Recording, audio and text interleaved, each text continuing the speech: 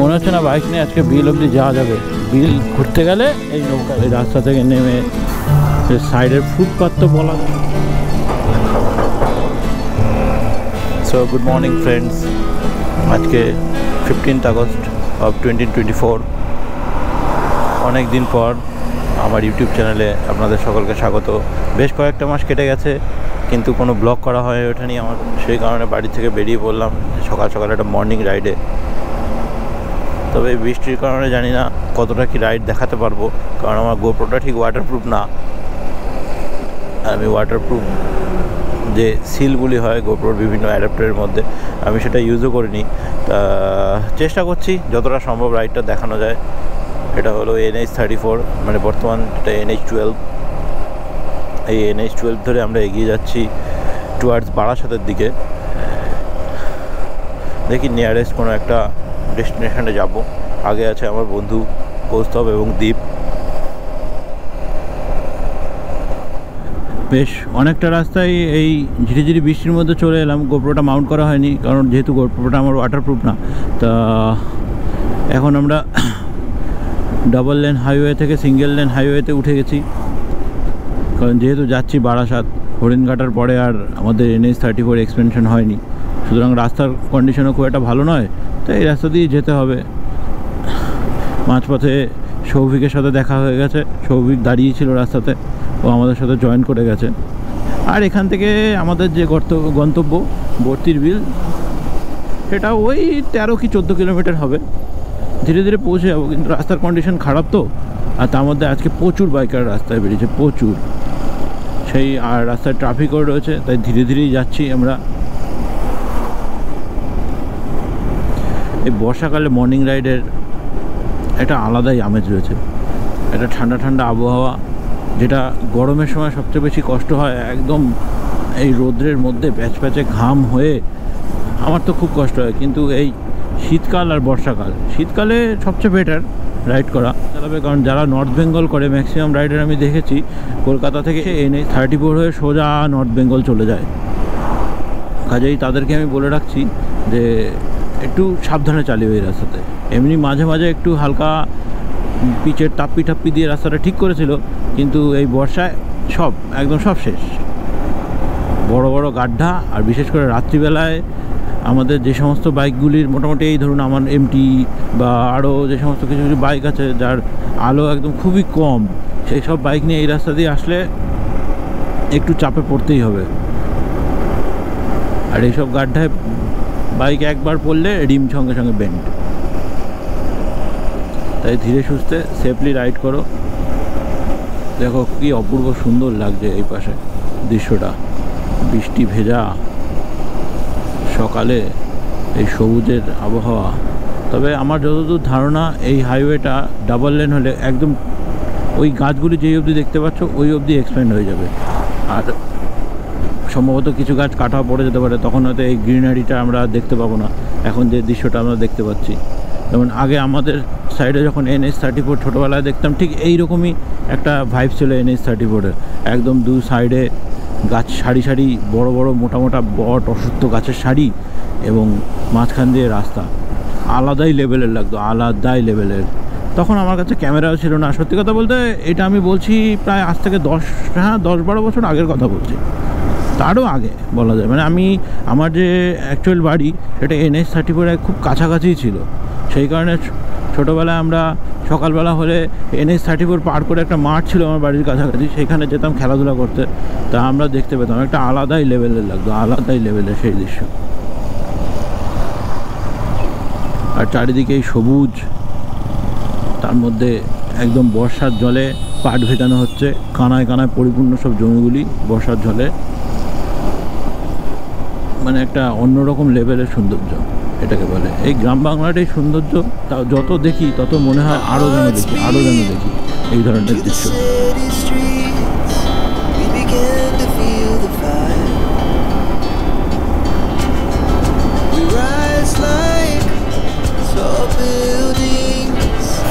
আমার একটা জিনিস খুব ভালো লাগছে এই জাপানিজ বাইকগুলির, এটা হচ্ছে ইঞ্জিন।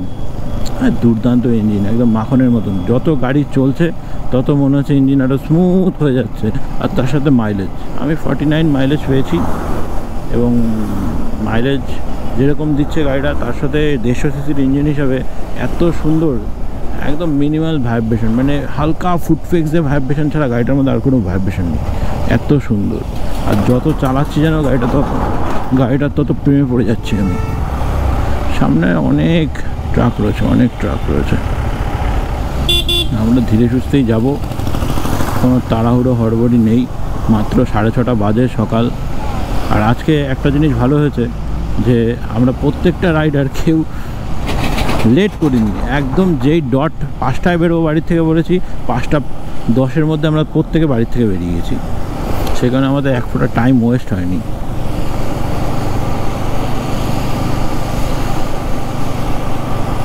তো বন্ধুরা, চলো দেখতে থাকো আমার ভিডিও, ধীরে ধীরে এগিয়ে চলি এই ভাঙাচোরা রাস্তা দিয়ে। কি আর করা যাবে, যতদিন না এই NH-34 নতুন করে তৈরি হচ্ছে, ততদিন এই ভাঙাচোরা রাস্তা দিয়েই আমাদের যেতে হবে। তাই সরকারের কাছে একটা আবেদন যে আমাদের মতন এরকম ফেলো বাইকারসদের জন্য একটু রোডটা ভালো করে দিলে খুব ভালো হয়, কারণ অনেক টাকা ট্যাক্স দিয়ে আমরা গাড়ি কিনি।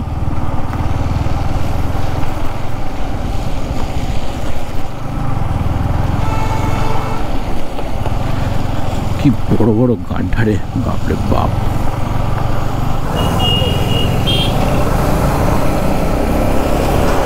এই হলো সৌভিক, বাজারের ব্যাগ নিয়ে চলে এসছে সকাল রাইড করতে। সম্ভবত বাড়ি যাওয়ার পথে বাজার করে নিয়ে যাবে। আর সামনে কৌস্তবার দ্বীপ, অ্যাপাচি 160তে যাচ্ছে। যা বড় বড় গাড্ডা রাস্তায়, মানে একবার বলা যায় এই গাড্ডায় একবার গাড়ি পড়লে জোর কা ঝটকা হ্যায় জোর সে লাগা, তখন রাইড হয়ে যাবে উম্রে কয়েদ কি সাজা। আমার ফুয়েল আপ করার দরকার, আমি এখান থেকে ফুয়েল আপ করে নিই।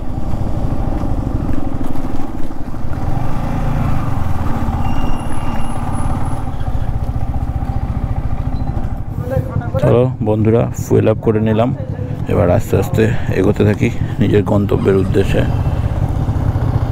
ওরা হয়তো একটু এগিয়ে গেছে আমার বন্ধুরা, অসুবিধা নেই, ওদের ঠিক ধরে নিতে পারবো।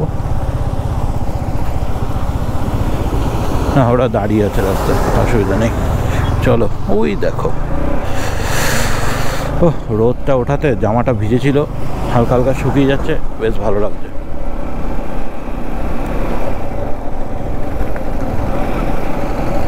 আমার জন্য ওদেরকে বারবার দাঁড়াতে হচ্ছে, আমার দুঃখ লাগছে। আমার জন্য বারবার দাঁড়াতে হচ্ছে, সরি। চলো চলো, দ্বীপ আর কৌস্তব আগে যাক, যেহেতু ম্যাপ দেখছে। বর্তির বিল যাওয়ার অ্যাকচুয়ালি আমি যে রাস্তাটা চিনি সেটা হচ্ছে গিয়ে কল্যাণী এক্সপ্রেস হাইওয়ে হয়ে। আমি ওই এক্সপ্রেস হাইওয়ে দিয়ে একবার গিয়েছিলাম, তখন আমি ব্লগ করিনি, জাস্ট ঘুরে এসেছিলাম। তবে এই ধরনের এই পটহোল মার্কা হাইওয়েতে না, এই ধরনের ট্রাকগুলিকে ওভারটেক করার সময় একটু বুঝে শুনে ওভারটেক করতে হয়, কারণ এই বর্ষাকালে বর্তির বিল খুব সুন্দর লাগে। কারণ ওই বিলে মেনলি যেটা হয় সেটা হচ্ছে ওখানে পাট চাষ হয়, পাট ভেজানো হয়। আর এই বর্ষার সময় বিলটা পুরো কানায় কানায় পূর্ণ থাকে জলে, যে কারণে দেখতে খুব সুন্দর লাগে। আর বর্তির বিলে যে ছোট ছোট নৌকা নিয়ে যে নৌকা বিহার হয়, সেটা যদি করতে পারা যায় না, আরও সুন্দর লাগে, আরও ব্যাপক লাগে। আজ 15 আগস্ট, আমাদের স্বাধীনতা দিবস। বহুদিন পর চাকরি থেকে স্বাধীনতা দিবসের স্বাধীন ছুটি পেয়েছি আমি, তো সেই স্বাধীন ছুটি এনজয় করতে করতে যাচ্ছি।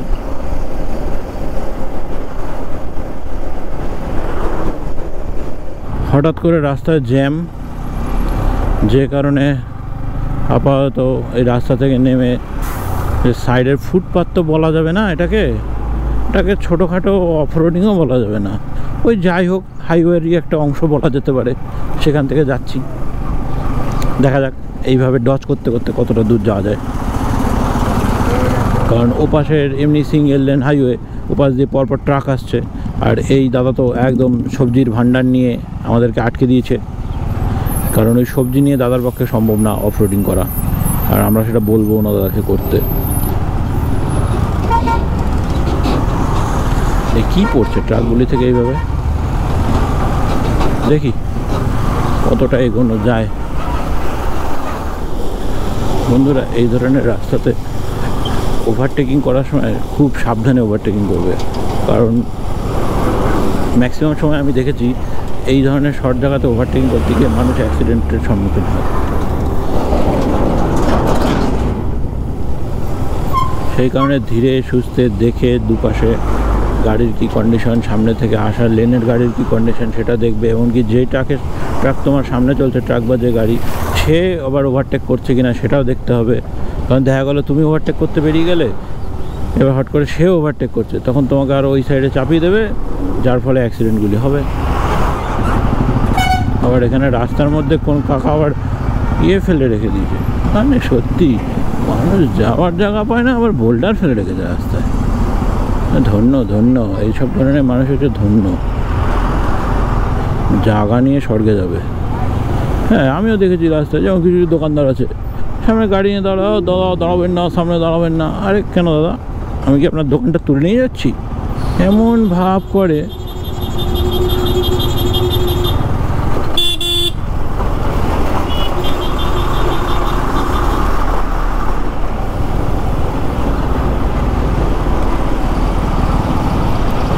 আমার এইটা লেটেস্ট লাগছে সৌভিককে দেখে, একদিকে রাইডিং জ্যাকেট, পিছনে বাজারের ব্যাগ। কেসটা কি আমি তো এটাই বুঝে পাচ্ছি না। পরে সৌভিককে চাটবো এটা নিয়ে, চাটবো না, খিল্লি করবো। এটা ভাই কী ধরনের রাইডিং জ্যাকেটের সাথে বাজারের ব্যাগ? এটা হচ্ছে অ্যাকচুয়ালি বাঙালি মধ্যবিত্ত বাড়ির ছেলেদের নিদর্শন। কি করা যাবে, একদিকে রাইডিংটাও প্যাশন, তার সাথে বাজার করতেই হবে, নাহলে তো ভাই খাওয়া জুটবে না। এই তো অনেকক্ষণ পরে ফাঁকা পেয়েছি হাইওয়ে। সৌভিকের রাইডিং জ্যাকেটের সাথে বাজারের ব্যাগ কম্বিনেশনটা একটু হাসি লাগলেও এটা কিন্তু একটা চরম বাস্তবের নিদর্শন। কারণ আমরা এই মধ্যবিত্ত বাড়ির ছেলেরা অনেক স্ট্রাগল করে এই ধরনের রাইডিংগুলি করি। কারণ এক তো মধ্যবিত্ত বাড়ির ছেলেদের বাবা মারা কোনো দিন রাইডিংয়ের জন্য সাপোর্ট করে না, আর করবেও না। কারণ মোটর সাইকেলকে মধ্যবিত্ত বাড়ি বা আমার সাধারণত সেফ যানবাহন হিসেবে মনে করে না। তারা প্রত্যেকেই মনে করে যে এটা একটা আনসেফ যানবাহন, কিন্তু ছেলেটা চালায়। অ্যাকচুয়ালি আমাদের বাবা মারা চায় যেটা, যে হ্যাঁ তুমি মোটর সাইকেল চালাও, তুমি বাড়ির বাজার হাট করো, কাজ বাজ করো, কিন্তু মোটর সাইকেল নিয়ে তোমার দূরে দূরে যাওয়ার কী আছে? হ্যাঁ, এটা কি দূরে যাওয়ার জিনিস? তুমি যাও, ট্রেনে যাও, বাসে যাও, অন্য কোনো মাধ্যমে যাও, সেফভাবে চলো। তোমরা কেন মোটর সাইকেল নিয়ে দূরে দূরে যাবে? এটা হলো মধ্যবিত্ত বাঙালি বাড়ির বা আমাদের একটা, মানে কী বলবো, চরিত্র। আর আমরা হলাম মধ্যবিত্ত বাড়ির বাঙালি বা আমাদের অবাধ্য ছেলেকে। এই অবাধ্য বলেই আমরা এই বাইক নিয়ে এই সমস্ত করি। মানে করি বলতে এই একটু রাইড করতে বেরোলাম, ঘুরতে বেরোলাম, আর ব্যাস বাবা মারা খেপে যায়। তারা চায় যে ওকে একটা অন্য কোনো কাজ দিয়ে এই রাইডের থেকে বিরত রাখার ব্যবস্থা করি, কিন্তু আমরা তো নাচরবান্দা, আমরা তো সেটা শুনবো না। আমরা রাইডিংও করব, আবার ফ্যামিলিও মেনটেন করব। সেই কারণেই এরকম রাইডিং জ্যাকেট পরে ব্যাগ নিয়ে বেরোতে হয়, বাজারের ব্যাগ নিয়ে অ্যাকচুয়ালি। তো যাই হোক, যে সমস্ত রাইডাররা এই সৌভিক বা আমার মতন রাইডিং জ্যাকেট পরে বাজারের ব্যাগ নিয়ে বেরো, তারা কেউ মনে মনে দুঃখ পেও না আমার কথাতে, কারণ এটা একটা আমাদের চরম বাস্তব। এই বাস্তবের মধ্যে দিয়ে আমাদের চলতে হয়। দেখেছো আখের ক্ষেত, কত সুন্দর আখ হয়েছে, বাহ হেবি সুন্দর লাগছে। ইচ্ছা করছে একটা আখ তুলে নিয়ে খেতে থাকি। দুনিয়ার জ্যাম পড়েছে আজকে। যারা রোজ এই রাস্তা দিয়ে যাতায়াত করে, মানে ডেলি কাজের জন্য, তাদের কতটা কষ্ট হয় এই রাস্তা দিয়ে যেতে। দেখি কতটা এগোতে পারি অপোজিট লেন দিয়ে। পুরো জ্যাম, পুরো রাস্তা জ্যাম। হ্যাঁ না, ওই রাস্তা না, তুমি হরিণঘাটা ওই 4x4 পরে ভালো আছে। চলো, কাকা বলে দিয়েছে ডান দিক দিয়ে বেরোতে, আমি ডান দিক দিয়ে বেরোবো, এক্ষুনি বেরোবো। ও এখানে তো ফাঁকা, গড়ের মাঠ, গোল দেওয়া যাবে। তো বন্ধুরা, এই হলো সন্তোষপুর মোড়। সোজা গেলে বারাসাত এবং এয়ারপোর্ট চলে যাব। এখান থেকে আমরা ঢুকে যাব ডান সাইডে। এই সৌভিক দাঁড়িয়ে রয়েছে। মাঝপথে এত জ্যাম হয়েছে, লাস্টে কৌস্তবকে নামিয়ে দিতে হয়েছে। হ্যাঁ কৌস্তব আসছে ওখান থেকে বেচারা হেঁটে হেঁটে এখন উঠবে দ্বীপের গাড়িতে। এই হচ্ছে কন্ডিশন কাদায় আমার গাড়ির। তো আমরা সন্তোষপুর মোড় থেকে রাইট সাইডে ঢুকে গেলাম। এবার এই রাস্তা দিয়ে যাব। এদিকে কোনো বৃষ্টি হয়নি, কি সুন্দর সবুজ, চারিদিকটা সবুজ, কি সুন্দর লাগছে। আর এই সবুজের মধ্যে যখন জল কানায় কানায় পরিপূর্ণ থাকে না, তখন আরও সুন্দর লাগে দেখতে। অনেকটা রাস্তা এটা গ্রামের ভিতর দিয়ে যেতে হবে এই বর্তির বিল যাওয়ার জন্য, একটু ন্যারো রাস্তাগুলি, বেশ কার্ভ, ঘুরে ঘুরে ঘুরে ঘুরে। এই ধরনের রাস্তাগুলিতে গাড়ি চালাতে খুব ভালো লাগে। আখের ক্ষেত দু সাইডে, আমি এপাশেও আখের ক্ষেত, এই সাইডেও আখের ক্ষেত, আর কিছু পাট ক্ষেত। এদিকে রয়েছে পাটের, মাঝখানে কয়েকটা আখের রয়েছে, আর এই পাশটা টোটালি দেখছি আমি আখের ক্ষেত রয়েছে। এই যে দেখুন বন্ধুরা, কি সুন্দর লাগছে আখের ক্ষেতগুলি। ও ইচ্ছা করছে এখনই দৌড়ে গিয়ে একটা আখ তুলে নিয়ে কেটে খেয়ে ফেলি। এই যে পাট পচাতে দিয়েছে, আর এই পাট পচা গন্ধটা না একটা, মানে কি বলবো, ঠিক খুব একটা ভালোও না আবার খারাপও না, কিন্তু বেশ একটা ভালো লাগে। এই পাট পচার সোদা সোদা গন্ধটা গ্রাম বাংলার একটা ঐতিহ্য এটাকে বলা যায়। ও কি সুন্দর চারিদিকের দৃশ্যটা দেখো বন্ধুরা, কি সুন্দর। পাশে পাট মেলা রয়েছে, তার পিছনে কি সুন্দর জলের থই থই করছে মাঠগুলো। মানে অ্যাকচুয়ালি মাঠ না, এটা ছোটো একটা বিল। এই বিলের মধ্যে পাট পচাতে দেওয়া হয়েছে, আর এদিকে হাঁস রাস্তায়, তার মধ্যে গাড্ডা, এর মধ্যে ডচ করতে করতে যাচ্ছি। ও আলাদাই আনন্দ, কি আর বলবো। এবার এখান থেকে আমরা ঢুকে যাব লেফট সাইডে। লেফট সাইডে কিছুটা, ওই 1-1.5 কিলোমিটার কি তাও না গেলেই আমরা পৌঁছে যাব বর্তির বিলে।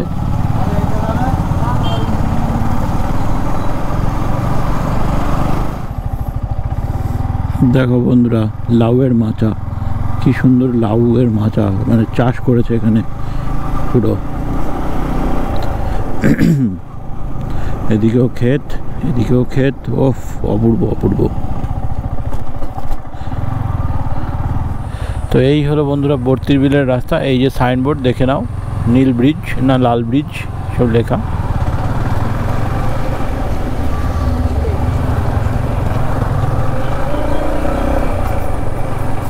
এই হলো বর্তির বিল, এসে গেছি। বহু অফরোডিংয়ের পর অ্যাকচুয়ালি পৌঁছেছি আমরা এই বিলে। দেখো চারিদিকটা বেশ কানায় কানায় জলে পরিপূর্ণ একদম। এক্ষুনি হড়কে যাচ্ছিলাম, কিন্তু কিছু করার নেই, বাঁচিয়ে নিয়েছি। সারি সারি তাল গাছ, কি অপরূপ সৌন্দর্য। কিন্তু মনে হচ্ছে না বাইক নিয়ে আজকে বিল অবধি যাওয়া যাবে। বিল ঘুরতে গেলে এই নৌকায় যেতে হবে। ও রাস্তা ডুবে গেছে, আরেকটু আগে গেলে হতো না, ওই হোটেলটা অবধি। ওই মোটর সাইকেল গেছে তো, চ আয়। হ্যাঁ আয়। ও কি সুন্দর দুপাশটা। এই কষ্ট করে যদি একটু সুন্দর দৃশ্য দেখা যায় তাহলে মজাই আলাদা। ও কি সুন্দর লাগছে, ও কি লাগছে চারিদিকটা, সেই সেই সেই লাগছে। কাকারা অ্যাকচুয়ালি ওখানে দাঁড় করিয়ে দিচ্ছে যে তুমি ওখান থেকে নৌকা বিহার করো। এটা বুঝতে হবে ভাই, আমরা বাঙালি।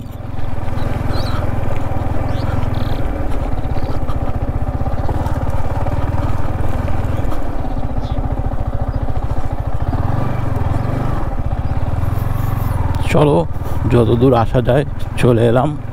এরপরে আর যাওয়া যাবে না, কারণ পুরো রাস্তাটা জলে ডুবে গেছে, দেখাই যাচ্ছে। এন্ডে পৌঁছে গেছি আমরা। এখানে দাঁড়িয়ে কিছু ফটোশ্যুট করি, একটু চারিদিকটা সুন্দরভাবে উপভোগ করি। অ্যাকচুয়ালি এই রাস্তাটা টোটাল গিয়ে ওই একদম এখান থেকে গিয়ে এই ভিতর দিকে একদম ওই গাছতলা, এবং ওই গাছতলা ওই যে ঘরগুলি দেখতে পাচ্ছেন ওই অবধি যেত। গোপ্রো জাস্টিস করছে কিনা বুঝতে পারবো না, কারণ ওখানে ছোটো ছোটো হোটেল ছিল, ওখানেও ছোটো হোটেল রয়েছে, চা বিস্কুট এই সমস্ত খাওয়ার। তো বন্ধুরা এই হলো বর্তির বিল। দেখো চারিদিকটা কি সুন্দর লাগছে। এদিকে পাট ভেজানো রয়েছে, এক অপরূপ প্রাকৃতিক সৌন্দর্য।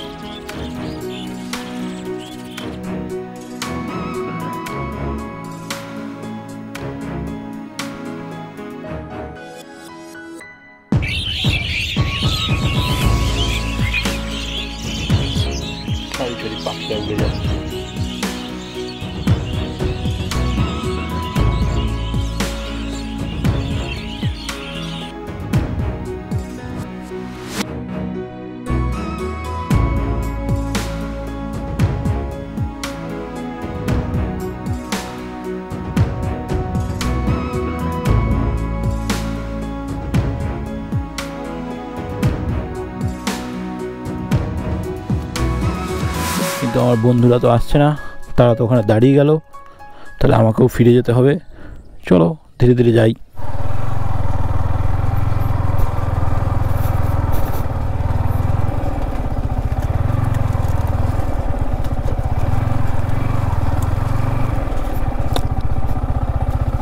ওদিকে সৌভিক হাত দেখাচ্ছে কেন আবার?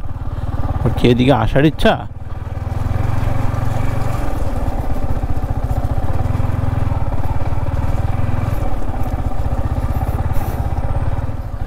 ওদিকে গিয়ে কোনো লাভ নেই।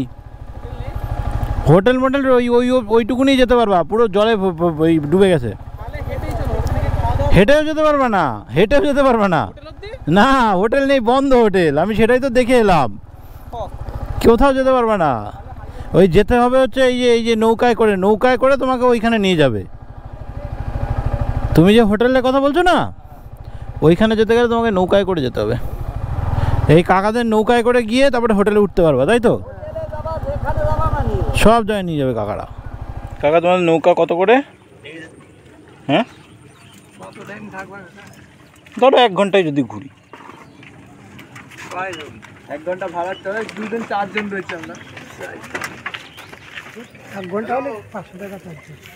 500 টাকা? আধা ঘন্টা 100 টাকা। মানে 100 টাকা কি তোমরা পার হেড হিসাবে নাও? হ্যাঁ। আচ্ছা আচ্ছা, মানে 4 জন গেলে 400 টাকা। হেভি লাগছে, সুন্দর। ভিতরে গেলে পদ্ম ফুল, শাপলা ফুল, নীল পদ্ম ভিতরে গেলে দেখা যায়। হ্যাঁ ওই দিকটা গেলে। ভিতরে গেলে এখানে তা ভেবেছিলাম নৌকা বিহার করে বিলের ভিতরে যাব, কিন্তু আমাদের ফ্রেন্ডরা সবাই রাজি হলো না। আর আমরা অ্যাকচুয়ালি খিদে পেয়ে গিয়েছিলো প্রচণ্ড পরিমাণে, তাই ভাবলাম যে আমরা ব্রেকফাস্ট করে বাড়ির দিকে বেরিয়ে যাই। সেই কারণে আর বিলের ভেতরে যাইনি। ভিডিওটা ভালো লাগলে অবশ্যই লাইক করো, কমেন্ট করো এবং চ্যানেলটাকে সাবস্ক্রাইব করো। তোমরা যদি লাইক করো তাহলে আমি একটু এনার্জি পাই, আরও ব্লগ বানাতে ভালো লাগে, এইটাই। তবে নেক্সট আসছে বড় বড় কিছু ট্যুরের প্ল্যান আছে, সেই ব্লগগুলি আমি আমার চ্যানেলে আপলোড করব। সেই ব্লগগুলি দেখার জন্য আমার চ্যানেলটাকে সাবস্ক্রাইব করে দিও। Okay, take care, tata, bye bye, God bless you. আবার দেখা হবে নতুন কোনো ব্লগে।